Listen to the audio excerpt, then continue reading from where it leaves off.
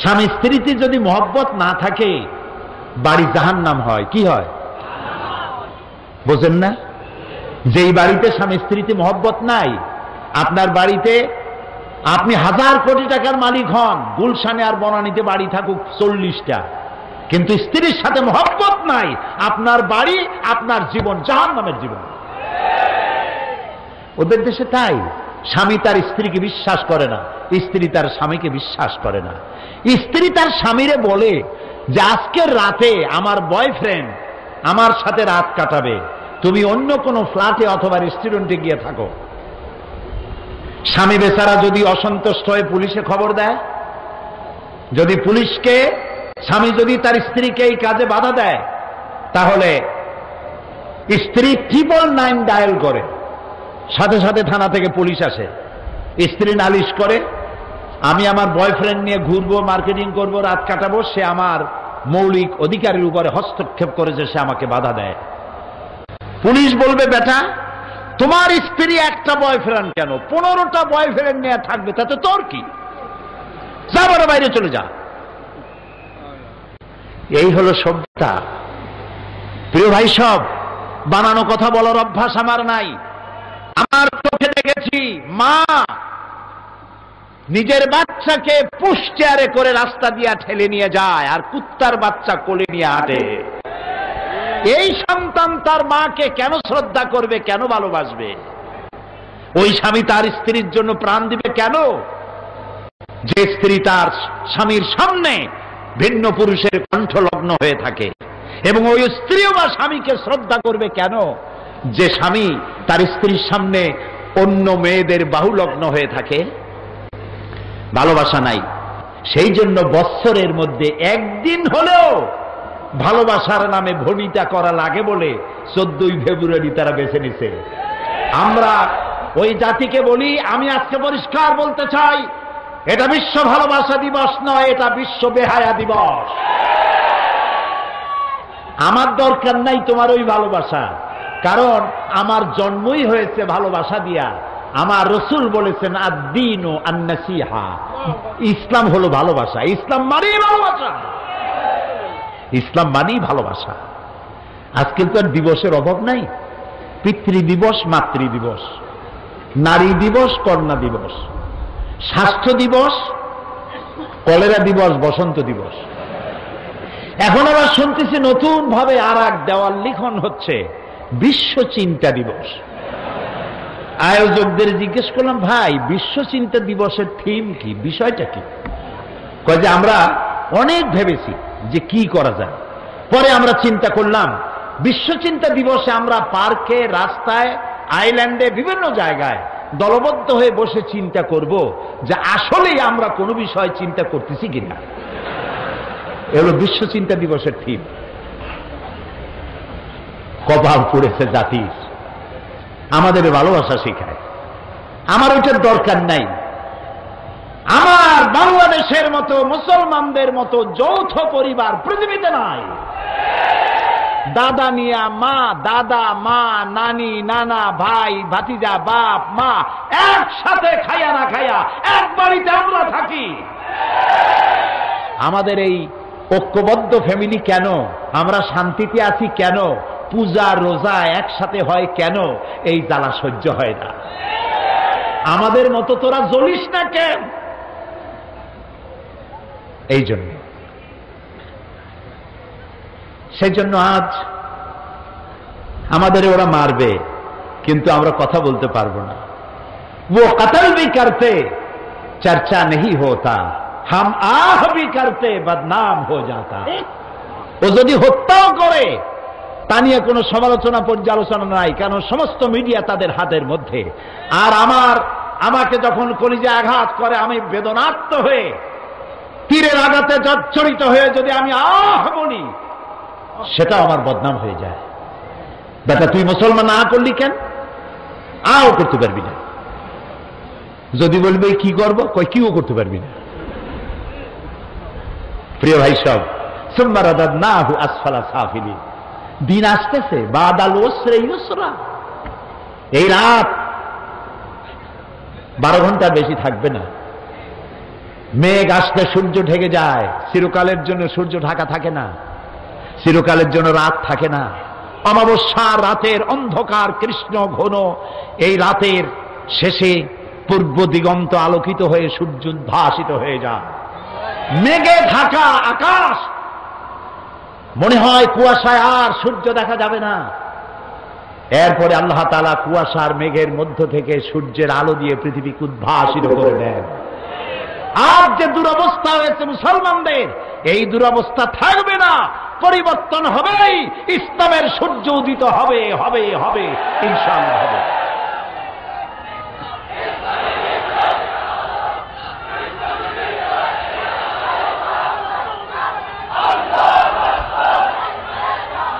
প্রিয় ভাই সব, প্রিয় ভাই সব, ইন্নাদ-দীন ইনদাল্লাহিল ইসলাম। আলহামদুলিল্লাহ কোন ইসলাম। আমার জন্ম সার্থক, আমাদের সকলের জীবন সার্থক যে ইসলামের মধ্যে পয়দা আল্লাহ করছেন। বলি আমিন। সবাই বলেন আলী আমিন, বলেন আলহামদুলিল্লাহি রাব্বিল আলামিন। সমস্ত প্রশংসা আল্লাহ তাআলা। লাকাল হামদু বিল ঈমান, বলেন লাকাল হামদু বিল ঈমান ওয়া লাকাল হামদু বিল কুরআন ওয়া লাকাল হামদু বিল ইসলাম। ইসলামের জন্য আমাদের জীবন ধন্য হয়ে গেছে। ভুল করেছি আমরা এক জায়গায়, বলবো এক জায়গায় না, 3 জায়গায় ভুল করেছি। কয় জায়গায়? 3 জায়গায়। বুঝতে কষ্ট হচ্ছে না তো? 1 নম্বরে ভুল করেছি, ইসলামকে মনে করেছি একটা ধর্ম। হিন্দু, খ্রিস্টান, বৌদ্ধ, ইহুদি বিভিন্ন ধর্ম যেমন, ইসলামকে ঠিক তেমন একটা ধর্ম মনে করেছি। 1। 2 নম্বরে ভুল করেছি,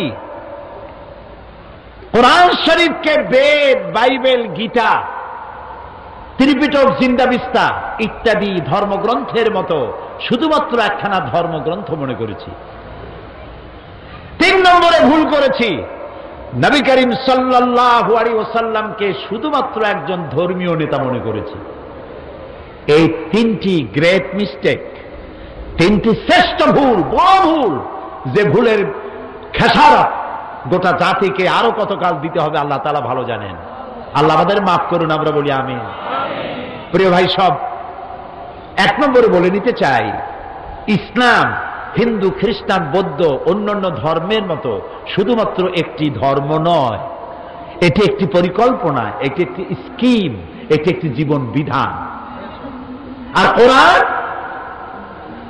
গীতা, বেদ, বাইবেল অন্য কিতাবের মতো নয়।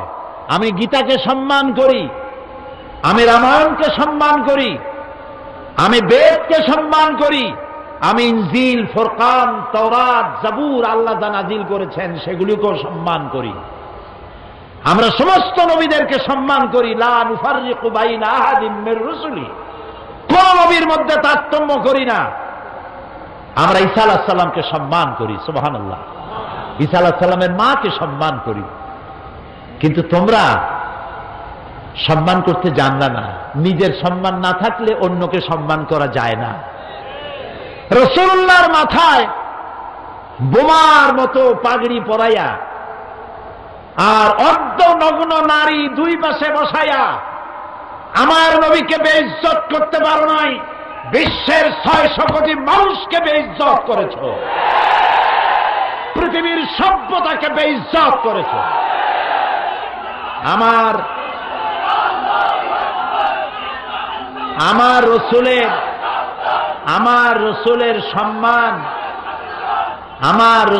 সম্মান কচু পাতার পানি নয়, কলা পাতার পানি নয়। আমার রসুলের সম্মান হিমালয়ের পাহাড় সমান না।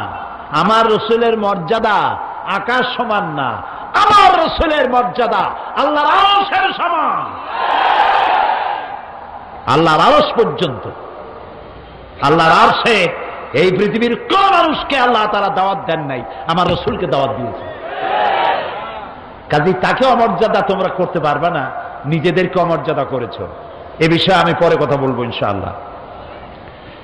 এখন যেটা বলতে চাই, ইসলাম এটি একটি পূর্ণাঙ্গ জীবন ব্যবস্থা। আমি আগেই বলেছি, এটি শুধু নামাজ, রোজা, হজ, যাকাত নয়।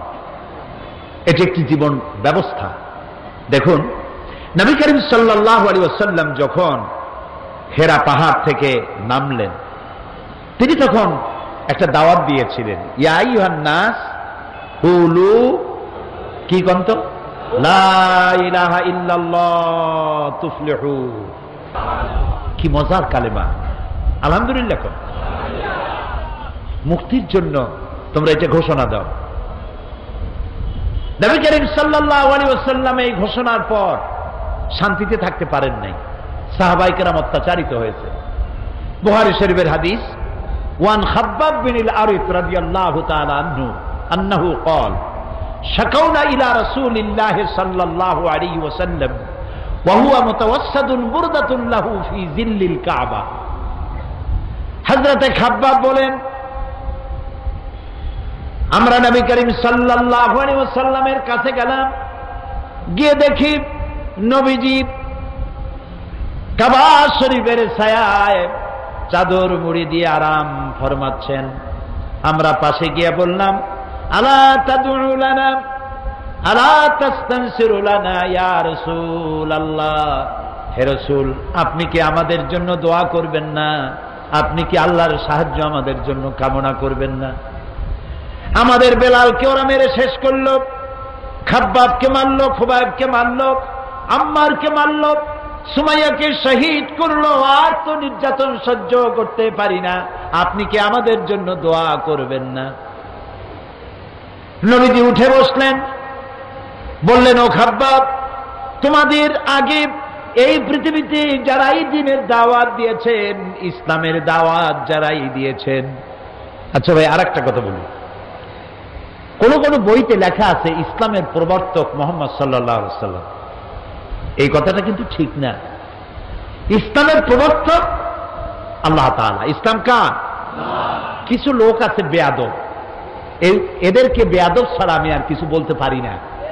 তারা বলে মওদুদির ইসলাম, বাগদাদের ইসলাম, অমুক জায়গার ইসলাম, তমুক জায়গার ইসলাম।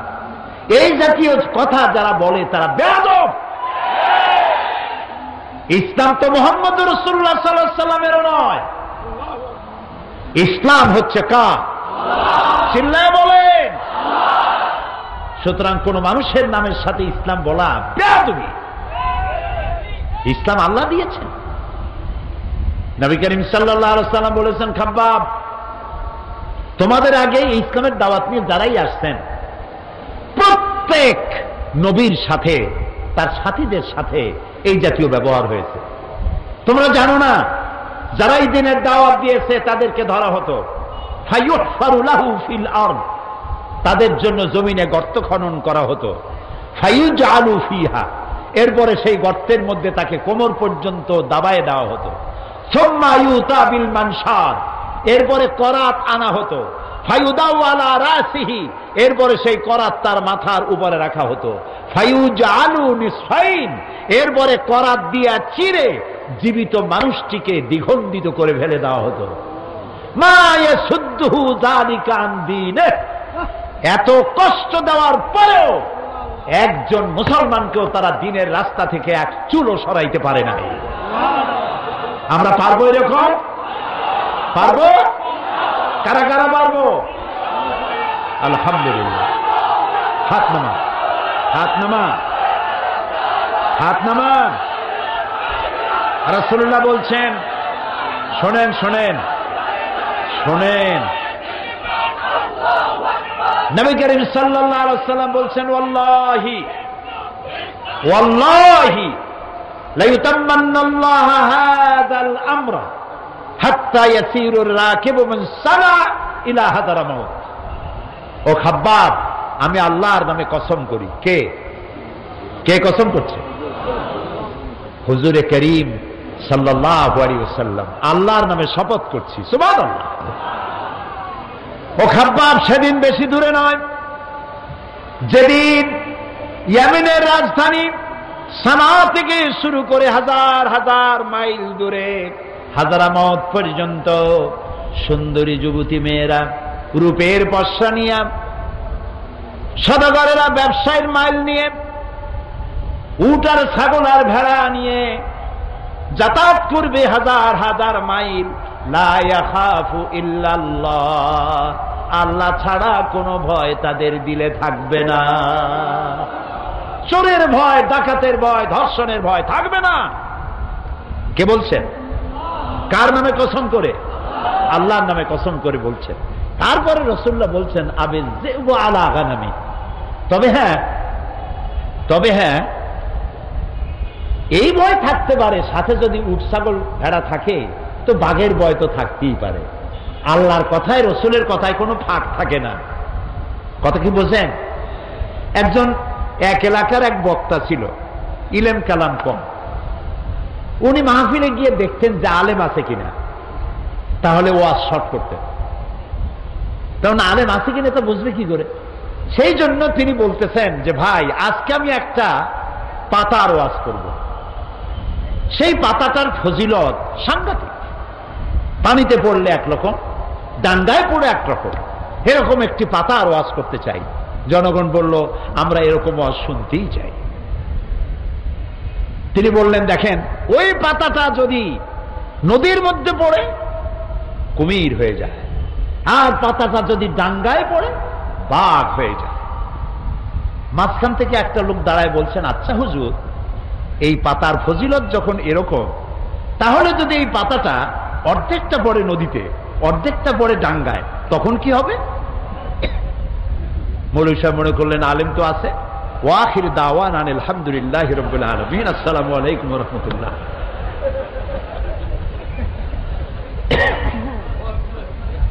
তো কথার মধ্যে ফাঁক থাকে মানুষের, কিন্তু কথার মধ্যে ফাঁক থাকে না আল্লাহর, কথার মধ্যে ফাঁক থাকে না রসুলের। এখানে আল্লাহ তাআলা, রসুল বলছেন লা ইয়াখাফু ইল্লাল্লাহ, আল্লাহ ছাড়া কোনো ভয় থাকবে না। তারপরে যদি কেউ উট নিয়ে যায়, ছাগল নিয়ে যায়, আর পাহাড়িয়া বাঘ এসে যদি উট নিয়ে যায়, তাহলে রসুলের কথার মধ্যে তো অসুবিধা হয়ে গেল। লোকেরা বলবে উনি বললেন আল্লাহ ছাড়া ভয় নাই, ভয় তো আছে।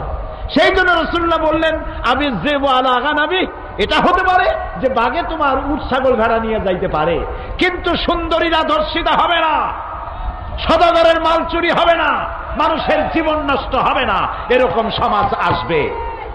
ওয়ালাকিন্নাকুম তাস্তাজিলুন, আসলে তোমরা খুব তাড়াহুড়ো করছো। তাড়াহুড়ো করো না, ধৈর্য ধরো। এটা পাওয়ার জন্য বহুত নবীদের জীবন দিতে হয়েছে, সময় লাগবে। ইসলাম শুধু নামাজ, রোজা, হজ, যাকাত নয়, শুধু দাড়ি টুপি মেসওয়াক নয়, দাড়ি টুপি জামা মেসওয়াক নামাজ রোজা সহ বিশাল স্কিম, বিশাল পরিকল্পনা। আমরা সবটারে বাদ দিয়া শুধু খোলসটা ধরে আছি, আসলটা বাদ দিয়ে দিছি। আমরা যখন মসজিদে যাই তখন মুসলমান থাকি, কিন্তু আমি যখন দোকানে যাই তখন আমি মুসলমান থাকি না। কথা কি বোঝেন?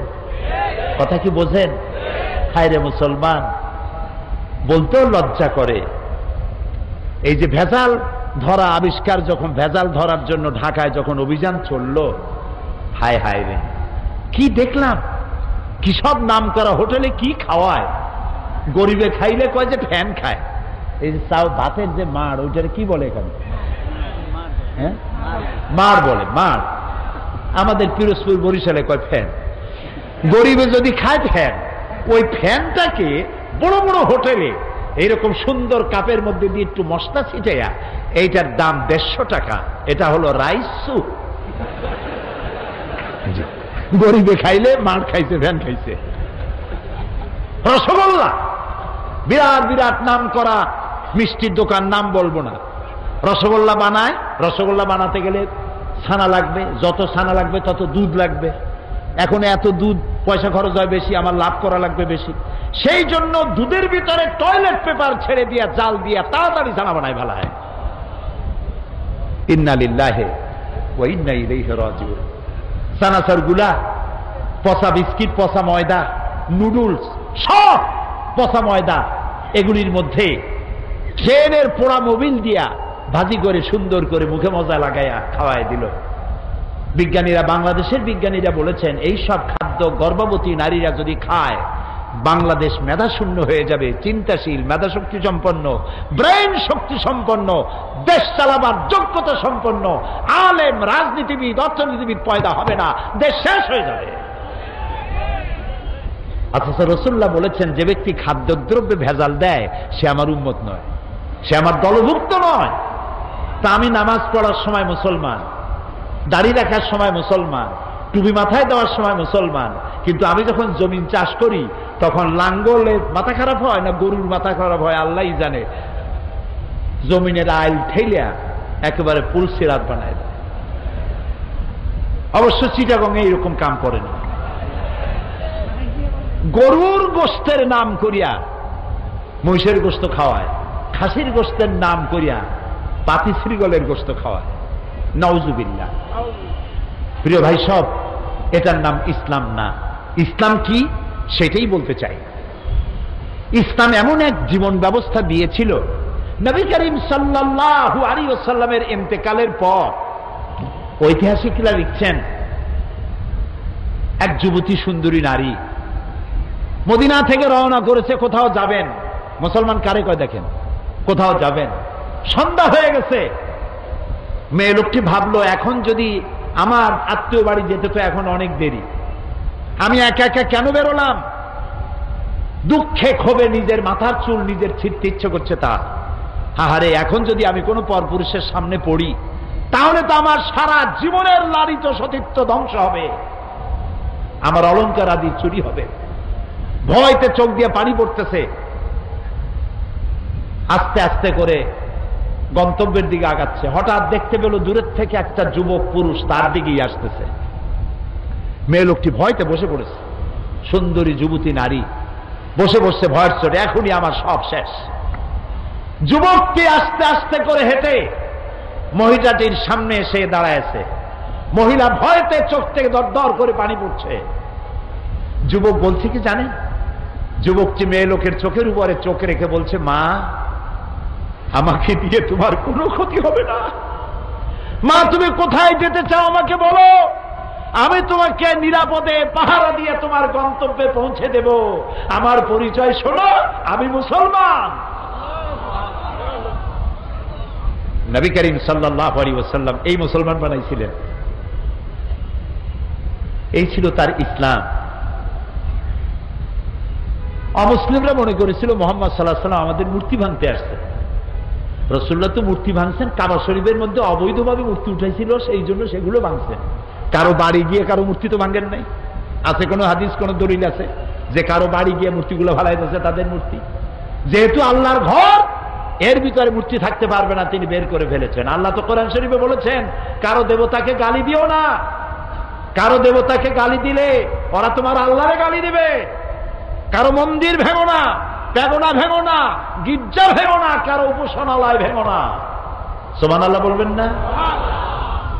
ওমর রাদিয়াল্লাহু তাআলা আনহু জেরুজালেম দখল করলেন। জেরুজালেম দখল করার পর নামাজে রক্ত হয়েছে। জেরুজালেমটা দখল হয়েছিল আবু উবাইদা ইবনুল জাররাহ রাদিয়াল্লাহু তাআলা আনহুর হাতে। কিন্তু ওরা বলল, যারা শাসন করে তারা বলল যে আমরা তো পরাজিত হয়েছি, তো তোমাদের হাতে নগরের চাবি দেব না, আমরা সারেন্ডার করব, আমিরুল মুমিনিনকে আনো। তা আমিরুল মুমিনিন গেলেন, সে ঘটনা লম্বা, সেটা আমার বক্তব্য না। যাওয়ার পরে নামাজে রক্ত হয়েছে। উনি এখন নামাজের জায়গা খুঁজতেছেন। এক পাদ্রী এসে বললেন যে, আমিরুল মুমিনিন, আপনি কি খুঁজছেন? তিনি বললেন যে, আমি নামাজ পড়বো, আমার তো নামাজে রক্ত হয়ে গেছে। তিনি বললেন, আমাদের গির্জা ছেড়ে দিলাম, আমাদের গির্জায় গিয়ে আপনি নামাজ পড়ে আসেন। ওমর রাদিয়াল্লাহু তাআলা আনহু বললেন, কখনো আমি তোমার গির্জায় নামাজ পড়বো না। কেন? এই জন্য পড়বো না, আজকে যদি আমি তোমার গির্জায় নামাজ পড়ি, অসম্ভব নয়, কোনো একদিন কোন মুসলমান হয়তো দাবি করে বসতে পারে, আমিরুল মুমিনিন যেহেতু নামাজ পড়েছেন গির্জায়, এটা গির্জা না, এটা আমাদের মসজিদ, আমি চাই না তোমাদের গির্জা মসজিদ হয়ে যাক। সুবহানাল্লাহ। ইসলাম কি আর আমি বুঝি কি আর আমি যাচ্ছি কোথায়? ইসলামের চাইতে পরধর্ম সহিষ্ণু জাত আকাশের নিচেও নাই, জমিনের উপরেও নাই। সুবহানাল্লাহ বিহামদিহি। প্রিয় ভাই সব, সুতরাং নবী করিম সাল্লাল্লাহু আলাইহি ওয়াসাল্লাম এই সুন্দর ইসলাম দিলেন। কাফেররা মনে করছিল প্রথমে যে আমাদের বুঝি ধ্বংস করতে আসছেন। যখন তারা দেখল নবীজির শাসনে ইসলাম রাষ্ট্রীয় ফর্মুলায় আসার পর বৃদ্ধরা ভাতা পায়, বয়স্করা ভাতা পায়, বেকারেরা ভাতা পায়, খাবারের অভাব কারো নাই, সকলের ঘরে দুয়ারে দুয়ারে খাবার, নিরাপত্তার প্রশ্নে মানুষের দরজা খুলে ঘুমায়, চোরের ভয় নাই, ডাকাতির ভয় নাই। যারা চোর ছিল, ডাকাত ছিল, তারা মানুষের সম্পদের পাহারাদার হয়ে গিয়েছে। নবীজির মদিনার শেষ জীবনে শেষ সূরা যেটা নাজিল হলো, আল্লাহ তাআলা বলছেন, ইযা জাআ নাসরুল্লাহি ওয়াল ফাতহ ওয়ারাআইতান নাসা ইয়াদখুলুনা ফি দীনিল্লাহি আফওয়াজা ফাসাব্বিহ বিহামদি রাব্বিকা ওয়াস্তাগফির ইন্নাহু কানা তাওয়াবা। যখন আল্লাহর মদদ আসবে, বিজয় আসবে, দেখতে পাবেন দলে দলে লোক ইসলামে প্রবেশ করছে।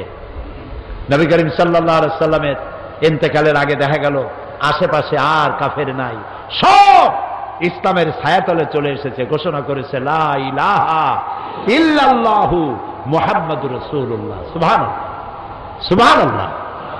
অবস্থা এমন হলো, নবী করিম সাল্লাল্লাহু আলাইহি ওয়াসাল্লাম ইন্তেকাল করেছেন, হযরত আবু বকর রাদিয়াল্লাহু তাআলা আনহু ক্ষমতায় এসেছেন,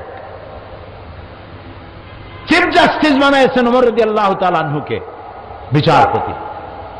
ঐতিহাসিকরা লিখছেন, ফামাকাথা আমান কামিলান ফালাম ইয়াখতাসিম ইলাইহি ইসনান। একটা বছর পার হয়ে গেল, হযরত ওমরের আদালতে একটা মামলা আসে নাই, একটা মামলা নাই। সুবহানাল্লাহ কইতে ইচ্ছে করে না?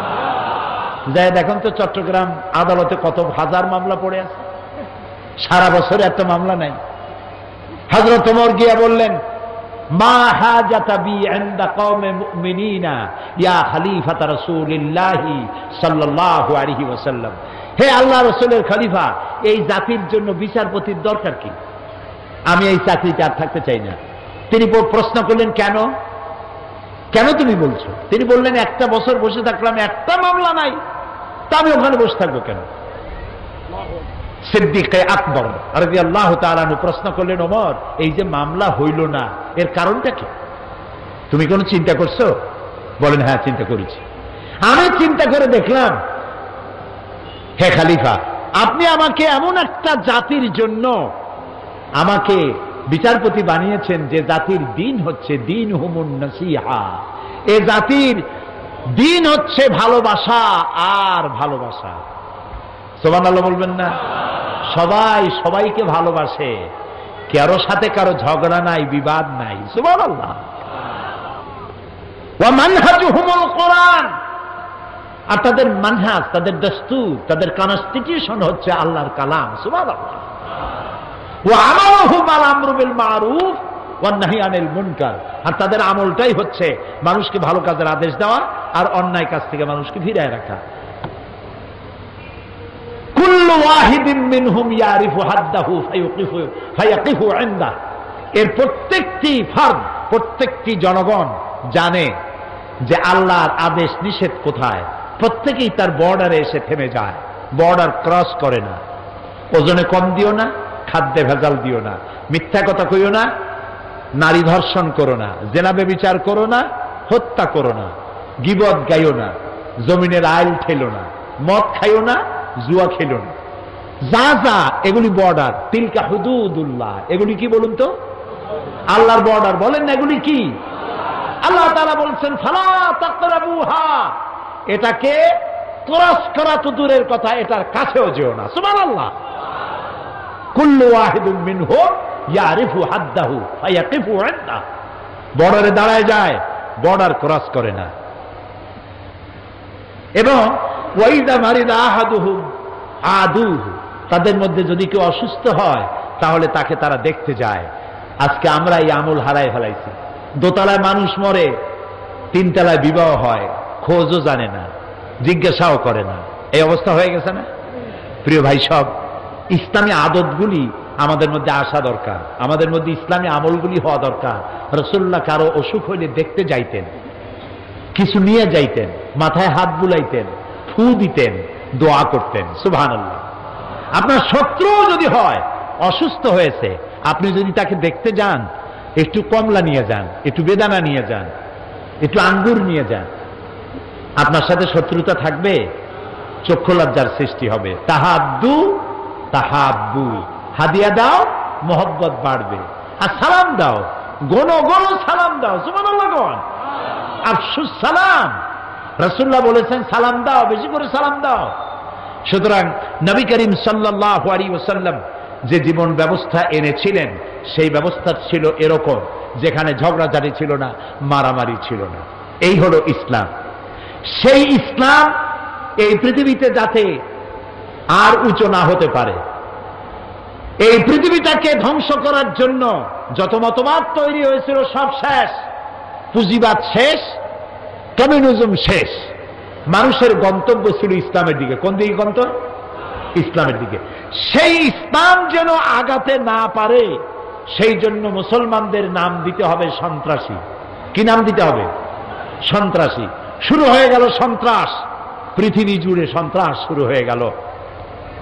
বর্তমান পৃথিবীতে সন্ত্রাস নাই এমন কোন দেশ আছে বলে আমার জানা নাই। সারা দুনিয়া জুড়ে সন্ত্রাস। এই মাহফিল হওয়ার কথা ছিল কবে বলেন?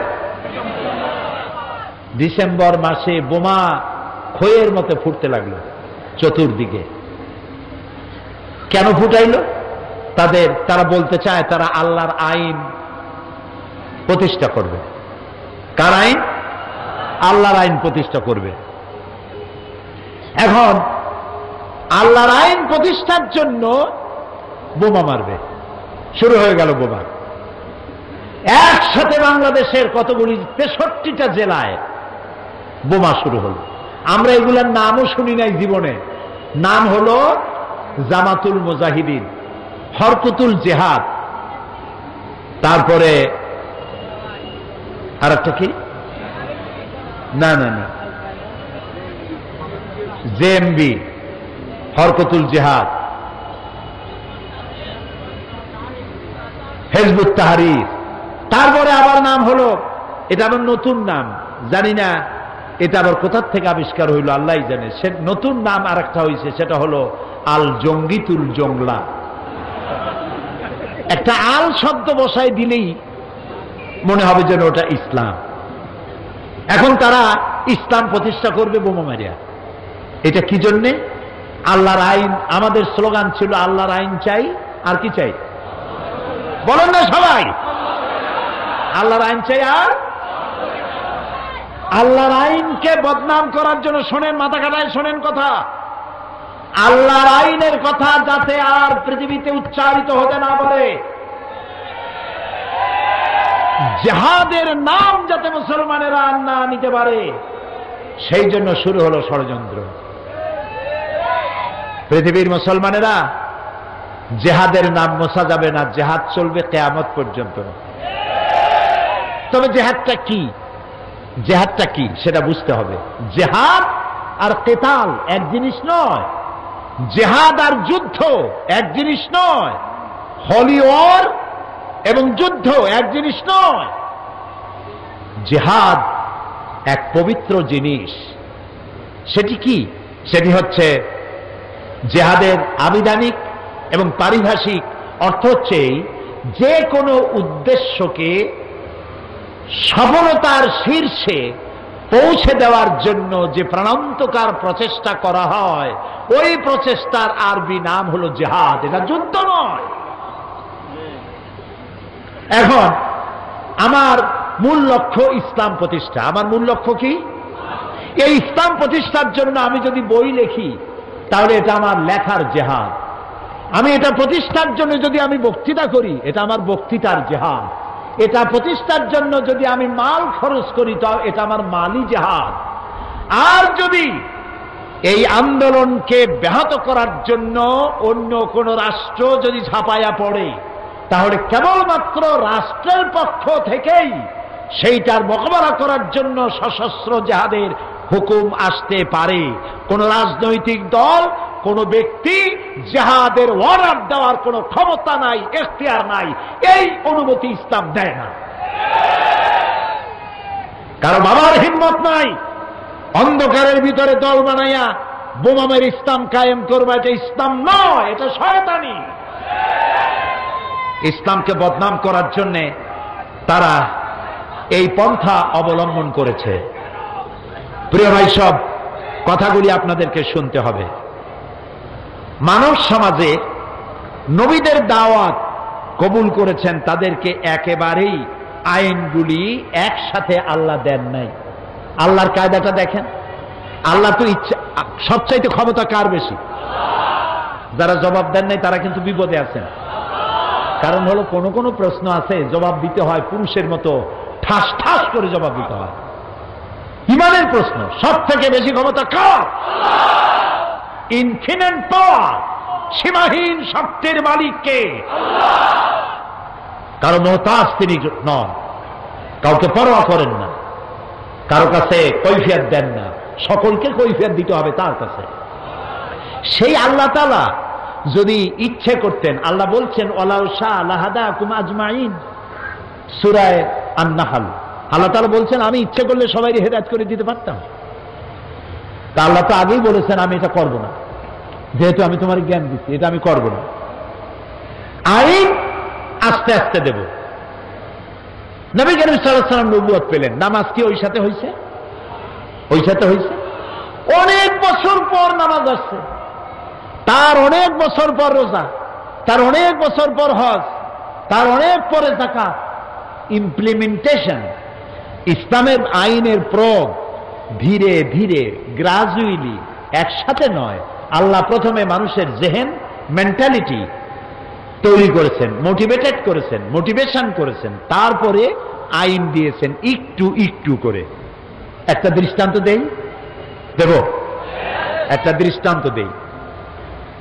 সত্য মুসলমান, সব ব্যাপারে আইন আসছে, কিন্তু মত সম্পর্কিত আইন তখনও আসে নাই। ইসলাম কবুলকারী মুসলমানেরা কেউ কেউ তখনও শরাবের ব্যাপারে কোন আইন আসে নাই বলে শরাব পান করতেন। প্রশ্ন উঠল, হে রাসূল, এই যে মদ টদ খাইয়া মাতলামি করে টরে, এসব ব্যাপারে তো কোনো আইন টাইন আসলো না, এটা বিষয়টা কি? তো রাসূলুল্লাহ কথা বলতেন না যতক্ষণ জিবরাইল না বলেন, জিবরাইল যতক্ষণ বলতেন না যতক্ষণ আল্লাহ রাব্বুল আলামিন প্রশ্নের জবাব দিলেন, ওয়ায়াসআলুনাকা আনিল খামরি ওয়াল মাইসিরি কুল ফীহিমা ইসমুন কাবীর ওয়া মানাফিউন লিন-নাস। হে নবী, আপনাকে প্রশ্ন করা হয় মদ এবং জুয়া সম্পর্কে, আপনি বলুন এ দুটোই ভালো জিনিস নয়, কল্যাণমূলক নয়, তবে এর মধ্যে মানুষের কিছু কল্যাণ আছে। মদের মধ্যে, জুয়ার মধ্যে মানুষের কিছু কল্যাণ আছে। 10 টাকা দিয়ে লটারিতে টিকিট কিনছে, যদি লাগিয়ে যায় তো 10 টাকার টিকিটে লেক্সাস গাড়ি পেয়ে গেছে, 10 কোটি টাকা পেয়ে গেছে। এখন জিন্দিগিতে যে গাড়ি দেখে নাই, 10,000 টাকা জীবনে আর ভাবেও চোখে দেখে নাই, সে যদি 1 কোটি টাকা হাতে পায়, ও কি দুনিয়ার আর দুনিয়া মনে করবে? ওর সামনে তো মেয়ে লোক তো যাইতেই পারবে না, যা খুশি তাই করবে। সেই জন্য কল্যাণ আছেই, রাতারাতি আঙ্গুল ফুলে কলা গাছ হইতে পারে। মদ খাইলে কিছু সময়ের জন্য রাজা রাজা ভাব একটু হইতে পারে, কিন্তু ওয়া ইসমুহুমা আকবারু মিন নাফিহিমা, কিন্তু উপকারের চাইতে অপকারিতা বেশি। কে বললেন? আল্লাহ তাআলা। এটা এই আয়াত নাজিল হওয়ার পর যে সমস্ত মুসলমানরা মদ পান করতেন, ওনারা মনে করলেন যে মানুষের কল্যাণ আর অকল্যাণ আল্লাহর চাইতে তো কেউ ভালো বোঝার কথা না। তিনি যখন বলছেন কল্যাণের চাইতে অকল্যাণ বেশি, কাজী এটা পান করব না। 25% শরাবখোর শরাব ছেড়ে দিল। আরেকদিন, এর কিছুকাল পরে একদিন নামাজ পড়তে গেছেন, একজন ইমাম ইমামতি করছেন তিনি, যিনি একটু আগে খাইয়ে আসছে। 17 পারা শুরু করে 23 পাড়ায় গিয়ে ঢুকছে, মাথা তো ঠিক নাই। রাসূলের কাছে প্রশ্ন করলো যে এই তো নামাজ পড়লো ইয়া খাইয়া, এখন তো নামাজের মধ্যে প্যাঁচ লাগাই ফেলাইছে, এখন কি হবে? আল্লাহ তাআলা বলে দিলেন, লা তাকরাবুস সালাত ওয়া আনতুম সুকারা হাত্তা তা'লামুনা মা তাকুলুন। যত তোমরা ওই অবস্থায় নামাজ পড়া তো দূরের কথা, নামাজের কাছেও যেও না ততক্ষণ যতক্ষণ তোমরা না বুঝো যে তোমরা কি বলছো। মাথার থেকে মদের ক্রিয়া না যাওয়া পর্যন্ত নামাজ পড়া তো দূরের কথা, কেন যেও না। বুদ্ধিমান মুসলমানেরা মনে করলেন এত খারাপ এটা খাইয়ে নামাজ পড়া তো দূরের কথা, কাছেও দেওয়া উচিত না, দেখতে এটা খাবো। আরো 25 ভাগ ছেড়ে দিল, তাও আমরা সুবহানাল্লাহ করবো না। এখন কত হইল রেশিও? কত? 50-50। অর্ধেকে খায়, অর্ধেকে খায় না। আল্লাহর আইনের প্রতি আনুগত্যের রেশিও যখন এই পর্যায়ে আসছে, তখন চূড়ান্ত আয়াত নাজিল হয়ে গেল, ইন্নামাল খামরু ওয়াল মাইসিরু ওয়াল আনসাবু ওয়াল আজলামু রিজসুম মিন আমালিশ শাইতানি ফাজতানিবুহু। মদ, জুয়া, মূর্তি, পাশা এগুলি সব নিষিদ্ধ ঘোষণা করা হলো। এগুলি সব শয়তান কর্তৃক উদ্ভাবিত নোংরা কাজ, তোমরা ফাজতানিবুহু এগুলি পরিত্যাগ করো। শয়তান চায় এই কাজগুলির মাধ্যমে তোমাদেরকে আল্লাহর জিকির এবং স্মরণ থেকে বিরত রাখতে। ফাহাল আনতুম মুনতাহুন, তোমরা কি এগুলি জানার পরেও বিরত থাকবে না? তখন তো মাইক নাই, রেডিও নাই, টেলিভিশনও নাই, মোবাইলও নাই। রাসূলুল্লাহ বললেন এই আয়াতগুলি রাস্তায় রাস্তায় তেলাওয়াত করো, যাও। কয়েকজন সাহাবী নামাই দিলেন। সাহাবীরা রাস্তায় রাস্তায় আয়াত চিল্লায় পড়তেছেন। শরাব খানার ভিতরে যেসব মুসলমান শরাব খাচ্ছিলেন, কোরআনের আয়াত শুনতে পেলেন, হাতে গ্লাস ছিল মদের ছুঁড়ে ফেলে দিলেন। মুখে নিয়েছিলেন কুলি করলেন, যিনি গিলেছিলেন গলায় আঙ্গুল দিয়ে বমি করে ফেলে দিলেন। মদের দোকানদার লাঠি মেরে তার মদের পাত্র ভেঙে চুরমার করে দিল। এর নাম মুসলমান, এর নাম ইসলাম, এর নাম ইসলাম। ঠাইসা দুলিয়া লা ইকরাহা ফিদ্দীন, দিনের মধ্যে কোনো বাড়াবাড়ি নাই। আমাদের ধর্মনিরপেক্ষ ভাইরা ওনারা লা ইকরাহা ফিদ্দীন নিছেন ওনাদের ধর্মনিরপেক্ষের দলিল হিসেবে। না বুঝলে যা হয়। একজন মুরব্বী ওই দলের, নাম নেব না, বুঝে নিয়ে, বেঁচে নাই তিনি, মুখে দাড়ি দাড়ি ছিল। আমি একদম বললাম, বড় ভাই এই ধর্মনিরপেক্ষ না থাকলে কি হয়? এইটারে বাদ দিলে আমরা তো কাছাকাছি হইতে পারি। আপনি আমার পাকা ধানে মই দেন নাই, আমিও আপনার হালের গরু পিটায় মারি নেই, আপনাদের সাথে আমাদের কোনো শত্রুতা নাই। এটা করেন কেন? এটা বাদ দিতে পারেন না? কয় কোন কি? আল্লাহ নিজেই তো ধর্মনিরপেক্ষ। আমরা আস্তাগফিরুল্লাহ, কয় কি? আল্লাহর চাইতে ধর্মের পক্ষে কেউ আছে? এই তো কেবল আমি তো শুরুই করছি না দিন ইনদাল্লাহিল ইসলাম। আল্লাহ তো বলছেন আমার কাছে পছন্দ কেবলমাত্র ইসলাম। যেরকম কি চিল্লায় বলো, আমার কাছে পছন্দনীয় কেবলমাত্র ইসলাম। তা আল্লাহ তো সব থেকে ধর্মের পক্ষে, আর আপনি কোন কি? কয় যে ওই যে আছে লাকুম দীনুকুম ওলিয়া দিন, ওটাও তো ধর্মের পক্ষে। লাকুম দীনুকুম ওলিয়া দিন, তোমার জন্য তোমার ধর্ম, আমার জন্য আমার ধর্ম। তার মানে কি? তার মানে হলো তুমি তোমার ধর্মের পক্ষে থাকো, আমি আমার ধর্মের পক্ষে থাকি। সুবহানাল্লাহ। প্রিয় ভাই সব, ইসলাম এসেছে এইভাবে, মার দাঙ্গা করে আসে নাই। দেখেন না রসুলের, আমি কি বলবো, আমি তো বলে শেষ করতে পারবো না। নবী করিম সাল্লাল্লাহু আলাইহি ওয়াসাল্লাম তখনও পর্দার আয়াত নাজিল হয় নাই। সাহাবীরাও বসা, মেয়ে লোকও বসা পাশাপাশি। এক যুবক মহিলা, এক যুবক পুরুষ, একটা সুন্দরী যুবতী, চেহারা ভালো লাগছে, তার দিকে এরকম তাকায় আছে। রাসূলুল্লাহ কিচ্ছু বললেন না, শুধু হাত দিয়ে মাথাটা ধরিয়া যুবকের আরেক দিকে ঘুরাই দিলেন, মুখ দিয়ে কিচ্ছু বললেন না। যুবক মেসেজ পাইয়া গেছে না? এটার নাম ইসলাম। মারামারি নয়, কলজায় কষ্ট দেওয়া নয়, বোমা মারা নয়, ঠ্যাঙ্গা মারা নয়। আল্লাহ তাআলা বলছেন ফাবিমা রাহমাতিন মিনাল্লাহি লিনতা লাহুম ওয়ালাউ কুনতা ফাজ্জাল গালিযাল কলব লাম ফাদ্দু মিন হাওলিক। হে রাসূল, আপনার প্রতি আল্লাহর দয়া হলো এই, আপনার কলজাটারে আল্লাহ একদম নরম বানাই দিয়েছে। যেই কাছে আসে সিমেন্টের মতো লাগিয়ে যায়। যদি আপনার মেজাজ খারাপ হইতো, কলজাটা যদি শক্ত হইতো, কেউ কাছে আসতো না, সব দূরে সরে যেত। ইসলাম আসতে ভালোবাসা দিয়ে। সুবহানাল্লাহ। আপনারা বলতে পারেন তাহলে যুদ্ধ হইল কেন? বদর, ওহদ, হুনাইন, ইয়ারমুক, তাবুক, খন্দক হইল কেন?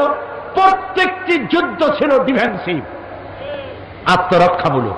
রাসূলুল্লাহ নিজে যুদ্ধ শুরু করেছেন, এরকম একটি যুদ্ধের প্রমাণ কেউ দেখাতে পারবেন না। রাতের বেলায় কোন সাহাবীদের পাঠায় দেন নাই, এই গোত্রের লোকেরা আমার উপর ঈমান আনে না, আমার জ্বালাইছে, যাও আগুন জ্বালাইয়া পোড়ায় দাও। আছে এমন? সব থেকে রসুলকে কে জ্বালাইছে বেশি? আব্দুল্লাহ বিন উবাই। এই আব্দুল্লাহ বিন উবাই রসুল্লাহকে এত জ্বালাইলো, মরার সময় ছেলে পাঠাই দিল রসুল্লাহকে, বলো আমার এই জন্য, আমি যা করছি আমার তো দোজক ছাড়া উপায় নেই, তো রসুল্লাহর একটা জামা যদি আমারে দিতেন, আর তিনি যদি আমার জানাজাটা পড়তেন। নবী করিম সাল্লাল্লাহু আলাইহি ওয়াসাল্লাম জামা দিয়ে দিলেন, জানাজা পড়তে রওনা হয়েছেন। হযরত ওমর রাদিয়াল্লাহু তাআলা আনহু বলছেন, ইয়া রাসূলুল্লাহ, ওর জানাজা পড়বেন আপনি? এত কষ্ট দিল আপনাকে, ইসলামকে এত জ্বালাইলো, তার জানাজা পড়বেন আপনি? আল্লাহ তাআলা আয়াত নাযিল করলেন, এদেরকে আমি ক্ষমা করব না। রাসূলুল্লাহ বললেন, আমি 70 বার মাফ চাইব। আল্লাহ বললেন, 100 বারও যদি ক্ষমা চাওয়া হয় মাফ করা হবে না। আপনি যদি ক্ষমা চান অথবা ক্ষমা নাই চান, আমি তাকে ক্ষমা তো করবই না, আর কোনদিন এদের কবরের কাছে আপনি দাঁড়াবেন না। প্রিয় ভাই সব, মারদাঙ্গা করে ইসলাম আসে নাই। ইসলাম এসেছে পরিপূর্ণ মহব্বতের মধ্য দিয়ে, ভালোবাসার মধ্য দিয়ে ইসলাম পৃথিবীতে এসেছে। সুতরাং যারা বোমা মারতেছে ওরা ইসলাম বোঝে নাই। ইসলাম মানেই তো শান্তি। ইসলাম মানে কি কন্ত? শান্তি। আসলাম তু, সারেন্ডার করলাম। আল্লাহ বললেন ইব্রাহিম আলাইহিস সালাম রে, আসলিম, সারেন্ডার করো। ইব্রাহিম আলাইহিস সালাম বললেন কি? আসলাম তু। আল্লাহ তাআলা বলেন ইব্রাহিম আসলিম। ইব্রাহিম আলাইহিস সালাম বললেন আসলামতু লিরাব্বিল আলামিন, সারেন্ডার হয়ে গেলাম, আত্মসমর্পিত হয়ে গেলাম। ইসলাম মানে শান্তি। আর আত্মসমর্পণ করে যারা, তারা হলো মুসলমান। আর আল্লাহর 99টি নামের মধ্যে একটি নাম হলো সালাম। সালাম মানে শান্তি। আমাদের সাথে একজনের আরেকজন যখন দেখা হয় আমরা কি বলি? আসসালামু আলাইকুম। আর আপনি কি করবেন শুনলে? ওয়ালাইকুম আসসালাম। ভুলবেন না, কিন্তু ভুলবেন না। সালাম দিবেন ঘন ঘন, যার সাথে যার দেখা হয় আসসালামু আলাইকুম। একটু পরে আবার দেখা হইলো আসসালামু আলাইকুম। বাড়ি যায় বউরে দেবেন সালাম। বাড়ি যায় বউরে কি দিবেন? এই সালাম কিন্তু অনেকে দেয় না, মনে করে বউরে দেব সালাম, তাহলে আমার ইজ্জত থাকবে। রাসূলুল্লাহ দিতেন। ঘরের মধ্যে গিয়ে আপনি বলছেন আসসালামু আলাইকুম, তার অর্থ কি আপনি আপনার ঘরের মধ্যে আল্লাহর রহমত দিয়ে প্রবেশ করতেছেন। তবে আজকে স্ত্রী না বুঝে ফট করে সালাম দিয়েন না। হয়তো স্ত্রী ভয় পেয়ে যাবে যে কোনোদিন সালাম দেয় না, আজ যখন সালাম দিতে খবর আছে, এই জন্য বুঝাই নিবে সালাম দেওয়া সুন্নত। সালাম দেওয়া কি সুন্নত। তাহলে আমরা পরস্পর দেখা হইলে সালাম দেই। নামাজ পড়ে শেষে কি বলি? আসসালামু আলাইকুম ওয়া রাহমাতুল্লাহ। জীবনের শেষ নামাজ কোনটা? জানাজা। সেই জানাজায় আমরা কি বলি? শেষে গিয়ে আসসালামু আলাইকুম ওয়া রাহমাতুল্লাহ। তারপরে মৃত্যুর পরবর্তী জীবনে যেখানে যাব, শেষ গন্তব্য যেটা আশা করি, সেটাও দারুস সালাম। ওয়াদখিলনাল জান্নাতা দারাকা দারুস সালাম। তো ইসলামের সব জায়গায় শান্তি।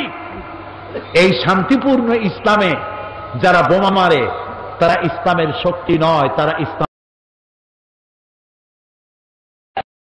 ইসলামের দুশমন। আল্লাহ তাআলা বলেছেন ওয়ালা তাসাউ ফিল আরদি মুফসিদিন, তোমরা জমিনের উপরে সন্ত্রাসীদের কাতারভুক্ত হও না। ওয়ালা তুফসিদু ফিল আরদি বাদা ইসলাহিহা, শান্তি প্রতিষ্ঠার পরে বিপর্যয় সৃষ্টি করো না, সন্ত্রাসী তৎপরতা চালাইও না। প্রিয় ভাই সব, ঝালকাঠিতে 2 জন মারলো বিচারপতি, আসামি ধরা পড়ল। পুলিশে জিজ্ঞেস করছে মারলা কেন? কয়ে মারবো না, ও তো আল্লাহর আইন কায়েম করে না। তুমি কি চাও? আমি আল্লাহর আইন কায়েম করতে চাই। আচ্ছা ভাই, আপনি বলেন বিচারপতিরা কি আইন তৈরি করে? বিচারপতি তো আইন ইমপ্লিমেন্টেশন করে, প্রয়োগ করে মাত্র। সেই বিচারপতি মেরে ফেললো, পুলিশ মেরে ফেললো। পুলিশে জিজ্ঞেস করছে আচ্ছা তুমি যদি এখন মরো তাহলে কি হবে? আমি বেহেশতে চলে যাবো, আমি তো শহীদ হব। আরে উল্লুক, তুমি শহীদ হবা? তুমি তো খুন করে আসছো মানুষ। এই যে চট্টগ্রাম আদালত পাড়ায় বোমা বিস্ফোরিত হলো, কথা বল না কেন? হয় নাই? আহারে, আমি টেলিভিশনে দেখলাম একটা না 2টা পুলিশ বুঝি মরল। পুলিশটা মরার পর তার হাত পাও, তার গোশত গাছে গিয়ে উঠছে। এই পুলিশটা কি অপরাধ করেছিল? পুলিশ সারাটা দিন কষ্ট করে। পুলিশের রাত নাই, দিন নাই, শুক্রবার নাই, ঈদ নাই, কম বেতনে এত কঠোর পরিশ্রম অন্য বাহিনীরা করে না যা পুলিশে করে। সারাটা দিন পাহারা দিতেছে, বোমার আঘাতে গোস্ত গিয়া গাছে উঠল। আমি টেলিভিশনে দেখলাম আর একটা পুলিশ জীবিত, তার সাথী গোস্ত খণ্ড বিখণ্ড হয়ে গেছে, সাথীর জুতা, নিহত পুলিশের জুতা, জামা, টুপিটার পাশে পড়ে আছে, আর তার আর এক পুলিশ ওই জুতার রক্তমাখা বিচ্ছিন্ন দেহের পাশে দাঁড়ায় আছে। পুলিশটার চোখ দিয়ে দর দর করে পানি পড়তেছে। নিহত পুলিশের ছোট্ট মেয়েটি যারে ভাই তার কাছে গিয়ে জিজ্ঞেস করে, আমার বাবা কি অপরাধ করছিল, কেন বলল আমার বাপ, যে পাপিষ্ঠ বোমা মারল তার 2 হাত 2 পা উড়ে গেল। হসপিটালে গিয়েছে, তাকে পানি দাও, পানি চেয়েছে, পানি দিল। নার্স পানি দিয়েছে বাও হাত দিয়া। সে জিজ্ঞেস করলো, তুমি মুসলমান না? নার্স বললো, আমি মুসলমান। তো বাও হাত দিয়া পানি দিলা কেন? আমি বাও হাতে পানি খাবো না। দেখছেন অবস্থা? খুন করে আসছে মানুষ, ও এখন বাও হাত আর ডাইন হাত তালাশ করে। আমি সেদিন বরিশালে বলছিলাম, কদিন আগে বরিশালে মাহফিল ছিল, বললাম যে একজনের শরাব খাওয়ার অভ্যাস ছিল। শরাব বোঝেন তো? মদ খাওয়ার অভ্যাস, কিন্তু তার মোষ ছিল খুব বড়। কিছু লোক আছেন এরকম মোষ রাখে, বড় কবি হইলে, বড় বুদ্ধিজীবী হইলে অবস্থায় এরকম যেন 6 মাস চুল দাড়ি কাটে কাটে না, একটা পাটের বস্তা পাশ দিয়ে ঝুলে থাকবে, একটু বুদ্ধিজীবী ভাব। মোষ এত বেশি যে 5 ব্যাটারি টর্চ মারলেও বোঝা যাবে না যে লোকটা হাসে না কান্দে। এই রকমের মোষওয়ালা এক লোক ডান হাত দিয়া মোষ উঁচা করিয়া নাকের উপর দিয়া ধরিয়া বাঁ হাত দিয়া গিলতেছে। আরেকজন বন্ধু এসে বলছে, ভাই তুমি মদ এত কষ্ট করে খাও কেন, এত উঁচু করে ধরে ধরে?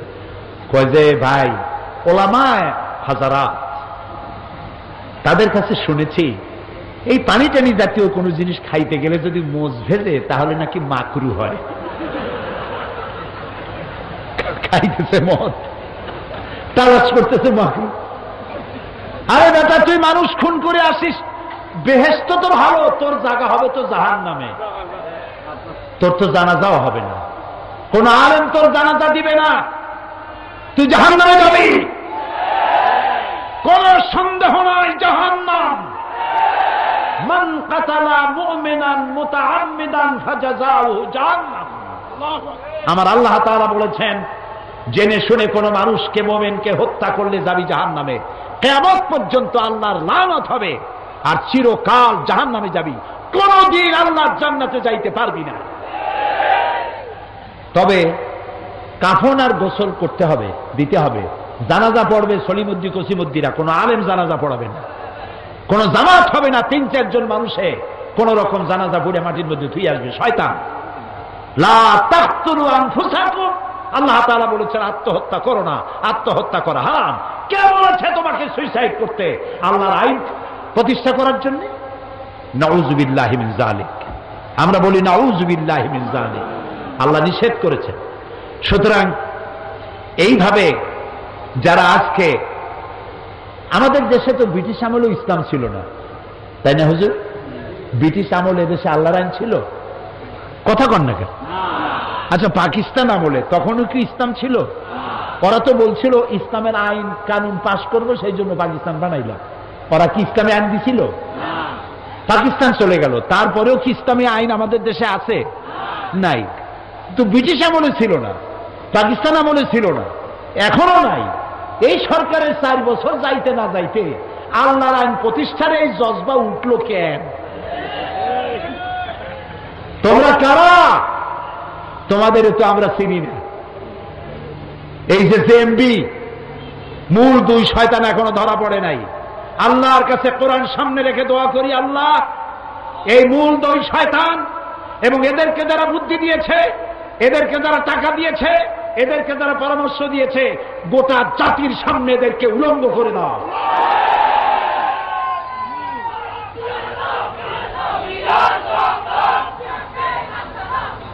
এদেশে ইসলামী আইন যারা প্রতিষ্ঠা করতে চায় আমরা তাদেরকে চিনি।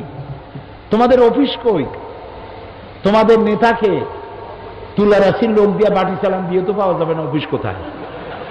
আল্লাহর আইন যারা চায় দেশে, আমরা সেই দলগুলির চিনি, তাদের নেতাদেরকে চিনি, তারা পার্লামেন্টে বক্তৃতা করে, তাদের মন্ত্রী আছে, তাদের অসংখ্য ইসলামী সাহিত্য আছে, তারা বক্তৃতা করে, তাদের গোটা জাতি চেনে।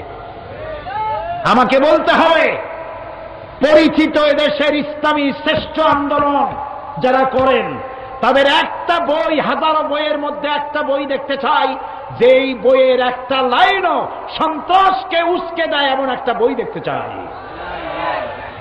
যারা বক্তব্য রাখেন এই আন্দোলনের নেতারা, তাদের বক্তৃতার একটি শব্দ দিয়ে সন্ত্রাসকে উস্কে দিয়েছে এরকম একটা বক্তৃতা শুনতে চাই। পারবা দেখাইতে? পারবা না। সুতরাং তোমরা কারা? আমাদের চিনতে কোনো কষ্ট হয় নাই। আল্লাহর রহমতে র্যাবেরে দোয়া করি, পুলিশের দোয়া করি, গোয়েন্দা বিভাগের দোয়া করি, আল্লাহ এগুলারে ধরাক এবং এগুলি করতেছে কারা সেটাও দুনিয়ার সামনে প্রকাশিত হয়ে যাক। আল্লাহ তাআলা বলেছেন মুসলমান আল ফিতনা তো আসাদ্দু মিনাল কাতল, ফিতনা হচ্ছে, কতল হচ্ছে ফিতনার চাইতে, ফিতনা সৃষ্টি কতলের চাইতে বিপর্যয় সৃষ্টি করা হত্যার চাইতে মারাত্মক। রাসূলুল্লাহ বলেছেন আল্লাহর কাছে এই পৃথিবীটা ধ্বংস হয়ে যাওয়া সহজ, কিন্তু একটি মানুষ হত্যা হওয়া, নিহত হওয়া এর থেকে কঠিন। কিয়ামতের দিন সর্বপ্রথম আল্লাহ হত্যার বিচার করবেন। কিসের বিচার করবেন? হত্যা। মুসলমান কে? আল মুসলিমু মান সালেম আল মুসলিমুনা বিলিসানিহি ওয়া ইয়াদিহি। মুসলমান তো সেই ব্যক্তি যে ব্যক্তির হাত দিয়ে আর মুখ দিয়ে মানুষ নিরাপদে থাকবে। তোমাদের হাত দিয়ে তো মানুষ নিরাপদে নাই। চতুর্দিকে বোমা মারতেছ, সন্ত্রাসী তৎপরতা চালাচ্ছ। এই সন্ত্রাসীদের নেটওয়ার্ক আল্লাহর মেহেরবানি সরকার ভেঙে চুরে চুরমার করে দিয়েছে। আলহামদুলিল্লাহ বলেন, সবাই বলেন আলহামদুলিল্লাহ। ইসলাম হচ্ছে, রাসূলুল্লাহ যখন লোক পাঠাইতেন ইসলামের জন্য বিভিন্ন দিকে বলতেন ইয়াসসিরু ওয়ালা তুআসসিরু, মানুষকে ইসলাম সহজ করে বুঝাও, কঠিন করো না, চরম পন্থা অবলম্বন করো না। এই হাদিস সব আলেমরা জানেন, উলামায়ে কেরাম। রাসূলের কাছে দুইটা জিনিস যদি আসতো, যেটা সহজ সেটা তিনি গ্রহণ করতেন। সুবহানাল্লাহ বলবেন না? সুতরাং রাসূলুল্লাহ বলছেন বাশশিরু ওয়ালা তুনাফিরু, মানুষকে সুসংবাদ দাও, জান্নাতের খবর দিয়ে মানুষকে দ্বীনের দিকে আকৃষ্ট করো, আর জাহান্নামের ভয় দেখাইয়া চরম পন্থা অবলম্বন করে মানুষকে বিতাড়িত করে দিও না। সুতরাং সন্ত্রাস হচ্ছে ইসলামের জন্য, ইসলামের সাথে সন্ত্রাসের কোনো সম্পর্ক নাই, মুসলমানের সাথে ইসলামের কোনো সম্পর্ক নাই। আরেকটি কথা আমি বলতে চাই, আমাদের দেশে ইসলাম আসছে কিভাবে? হ্যাঁ, ঠিক বলেছেন, বড় বড় আলেম আর আল্লাহর ওলি, সমস্ত বড় বড় আলেমরা এবং আল্লাহর ওলিরা বেশি ইসলাম প্রচার করেছে। সুবহানাল্লাহ কও। আল্লাহর ওলিরা, বড় বড় আলেমরা, তারা কি কোথাও হুড হাঙ্গামা, তলোয়ার দিয়া মারামারি করা, মারদাঙ্গা করা এগুলি করেছেন? করেন নাই। আর আলেম ওলামা, পীর বুজুর্গরা দুইটা জিনিসের মাধ্যমে ইসলাম প্রচার করেছেন। একটা হলো আলিয়া মাদ্রাসা আর একটা হলো কওমি মাদ্রাসা। এই মাদ্রাসাগুলি যাতে ধ্বংস হয়, টুপিওয়ালা দাড়িওয়ালাদেরকে মানুষ যাতে ঘৃণা করে, আল্লাহর আইন যাতে, আর আল্লাহর আইন চাই এই কথা মুসলমানেরা যেন আর বলতে না পারে, সেই জন্য এই আল্লাহর আইনকে বিকৃত করার জন্য এই সন্ত্রাসী তৎপরতা চালানো হচ্ছে। সমস্ত বড় বড় আলেমরা এবং আল্লাহর ওলিরাই বেশি ইসলাম প্রচার করেছে। সুবহানাল্লাহ কও। আল্লাহর ওলিরা, বড় বড় আলেমরা, তারা কি কোথাও হুড হাঙ্গামা, তলোয়ার দিয়া মারামারি করা, মারদাঙ্গা করা এগুলি করেছেন? করেন নাই। আর আলেম ওলামা, পীর বুজুর্গরা দুইটা জিনিসের মাধ্যমে ইসলাম প্রচার করেছেন। একটা হলো আলিয়া মাদ্রাসা আর একটা হলো কওমি মাদ্রাসা। এই মাদ্রাসাগুলি যাতে ধ্বংস হয়, টুপিওয়ালা দাড়িওয়ালাদেরকে মানুষ যাতে ঘৃণা করে, আল্লাহর আইন যাতে, আর আল্লাহর আইন চাই এই কথা মুসলমানেরা যেন আর বলতে না পারে, সেই জন্য এই আল্লাহর আইনকে বিকৃত করার জন্য এই সন্ত্রাসী তৎপরতা চালানো হচ্ছে, যাতে করে টুপি আর দাড়ি, আলেম ওলামার মাদ্রাসা বাদ দিয়ে মানুষ যেন ধর্ম নিরপেক্ষমুখী হয়, সেই জন্য এই ষড়যন্ত্র চালানো হচ্ছে। এ কথা এখন স্পষ্ট হয়ে গেছে। এ ব্যাপারে আমার লেখা একটা বই আসছে, জঙ্গিবাদ ও সন্ত্রাস দমনে, জঙ্গিবাদ, সন্ত্রাস ও জঙ্গিবাদ দমনে ইসলাম। ইতিহাস শুদ্ধ কারা এই কাজগুলি করছে এই বইয়ের মধ্যে লিপিবদ্ধ হয়েছে। বইটা গ্লোবাল প্রিন্টিং নেটওয়ার্ক, সেখানে পাওয়া যাবে। দুইজন ইসলাম কবুল করবে, মা এবং ছেলে। আলহামদুলিল্লাহ। মায়ের নাম, মা মহিলা প্যান্ডেল আছে এখানে, মা ও ছেলে একসাথে ইসলাম কবুল করবেন। মায়ের নাম স্বপ্না ঘোষ, স্বামী মৃত খোকন শিকদার। মায়ের নাম আলো রানী, 30 বছর বয়স, পেশা চাকুরি, ধর্ম হিন্দু, বাড়ি পটিয়া চট্টগ্রাম। বর্তমান নাম পছন্দ করেছে বিবি আয়েশা। ছেলে হচ্ছে রানা শিকদার, আর পিতা মৃত খোকন শিকদার, বাড়ি চকবাজার। তারা দুজন, মা এবং সন্তান, ওই প্যান্ডেলের ভেতরেই আছে। তো তারা আপনারা পড়েন আমার সাথে, লা ইলাহা ইল্লাল্লাহু মুহাম্মাদুর রাসূলুল্লাহ। আল্লাহ ছাড়া কোন উপাস্য নাই, মাবুদ নাই, তিনি এক, তিনি একক। মুহাম্মদ সাল্লাল্লাহু আলাইহি ওয়াসাল্লাম আল্লাহর প্রেরিত রাসূল। আশহাদু আল্লা ইলাহা ইল্লাল্লাহু ওয়াহদাহু লা শারীকা লাহু ওয়া আশহাদু আন্না মুহাম্মাদান আবদুহু ওয়া রাসূলুহু। আমি সাক্ষ্য দিচ্ছি আল্লাহ ছাড়া কোনো ইলাহ নাই, মাবুদ নাই, উপাস্য নাই, তার কোনো অংশীদার নাই, তিনি এক, তিনি একক। আমি আরো সাক্ষ্য দিচ্ছি মুহাম্মদ সাল্লাল্লাহু আলাইহি ওয়াসাল্লাম আল্লাহর প্রেরিত রাসূল এবং তার বান্দা।